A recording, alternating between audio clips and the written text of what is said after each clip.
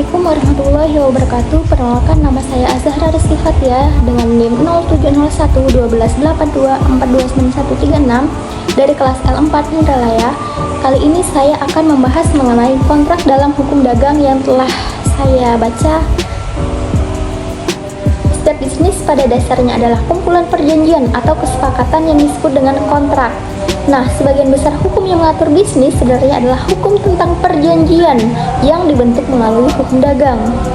Hukum dagang ini didefinisikan sebagai bagian dari hukum perdata yang mengatur tentang badan usaha atau pengusaha serta kegiatan ekonomi yang dikembangkan dengan pengusaha atau konsumen lain.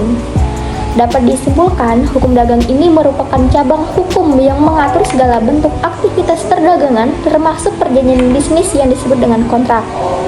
Nah, kontrak ini berperan penting karena menjadi dasar bagi setiap transaksi dan hubungan bisnis.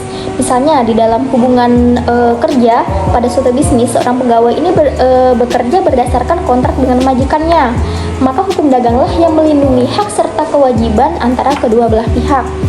Atau misalnya surat berharga seperti wesel dan cek ini merupakan bagian dari perjanjian pembayaran dalam perdagangan dan tunduk pada aturan yang tercantum dalam hukum dagang.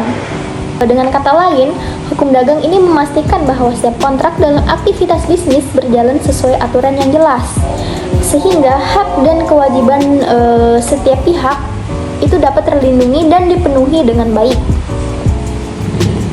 Salah satu prinsip utama dalam hukum kita adalah bahwa setiap orang bebas membuat perjanjian atau kontrak apapun yang mereka inginkan selama tidak bertentangan dengan hukum. Nah, sistem pemerintahan kita ini memungkinkan semua hal kecuali yang secara jelas dilarang oleh hukum. Artinya, jika kita ingin tahu apakah suatu perbuatan ini, suatu kontrak ini diperbolehkan atau tidak, kita cukup memeriksa apakah ada aturan yang melarangnya. Jika tidak ada larangan, maka itu dianggap sah. Larangan dalam hukum terhadap jenis kontrak tertentu sebenarnya sangat sedikit. Sebaliknya, ada banyak jenis kontrak yang sah, mencakup berbagai bentuk dan tujuan sesuai dengan kebutuhan masyarakat. Adapun jenis kontrak itu terbagi menjadi dua. Yang pertama ada kontrak eksplisit dan kontrak implisit. Nah, kontrak eksplisit ini ya secara jelas dinyatakan dengan kata-kata baik lisan maupun tertulis. Kalau tertulis ini di atas kertas, sedangkan kontrak lisan ini melalui ucapan.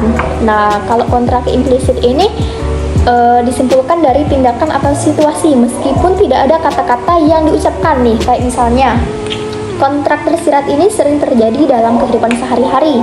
Misalnya saat seorang mengambil barang di toko, meskipun tidak ada perjanjian tertulis atau lisan tentang pembayaran, tindakan tersebut menunjukkan kesepakatan untuk membayar. Seseorang dianggap telah menyetujui sesuatu jika tindakannya membuat orang lain percaya bahwa dia setuju. Dari pembahas mengenai prinsip kontrak tersebut, salah satu hal yang perlu diperhatikan ialah setiap orang harus menempati perjanjian yang telah dibuat, kecuali ada kesepakatan baru yang mengubah atau membatalkannya. Ini adalah aturan dasar dalam hukum. Aturan ini begitu penting sehingga konstitusi melarang adanya undang-undang yang membebaskan seseorang dari kewajiban kontraknya.